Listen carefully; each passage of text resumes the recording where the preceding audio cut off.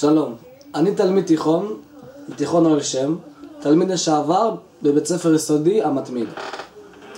המחנך שלי, שהיה גם המנהל שלי, מר עקיבא גלר, השתמש בספר הזה, שעת דיאלוג לכיתה ח'.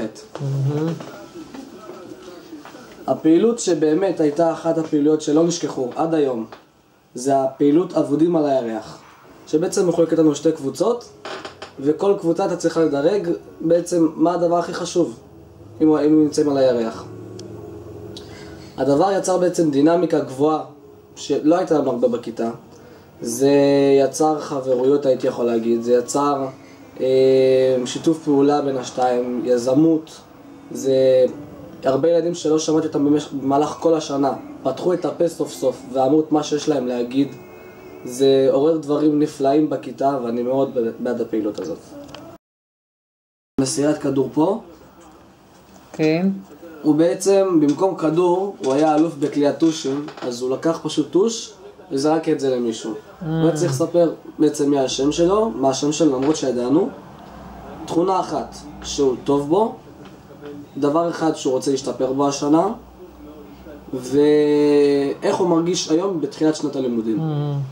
אותו דבר עשינו גם בסוף שנה, וראינו מי התחזק ומי נחלש, כאילו מי התחזק ומי השתפר עוד יותר, והגענו בעצם למצב שהרוב, אם לא כולם, הגשימו בעצם את מה שהם היו צריכים להגשים. ועקיבא צחק עלינו קצת בסוף. למה? כי אף אחד לא צריך לתפוס את הטוש חוץ ממנו. חמד. וזה היה נורא נחמד, ובאמת יצאנו מאוד עם תובנות מהשיעור הזה.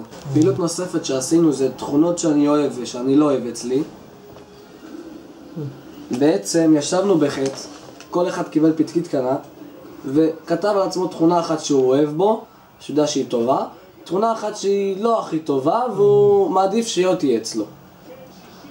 אחרי שכל ה10 כתבו, שמנו את זה במרכז הכיתה, ובלגנו את זה. כל אחד לקח פתקית אחרת, ובתורו קרא.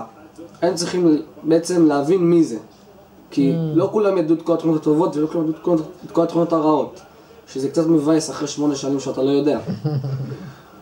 אז מפה לשם הגענו למצב שאנחנו מכירים ילדים יותר טוב. מכירים תכונות טובות, מכירים תכונות גם פחות טובות שאתה יכול לשפר אצל חברים. זה דבר שבאמת, אמנם בסוף שנה אחרי 8 שנים, אבל זה דבר שיצר הרבה משפחתיות בכיתה.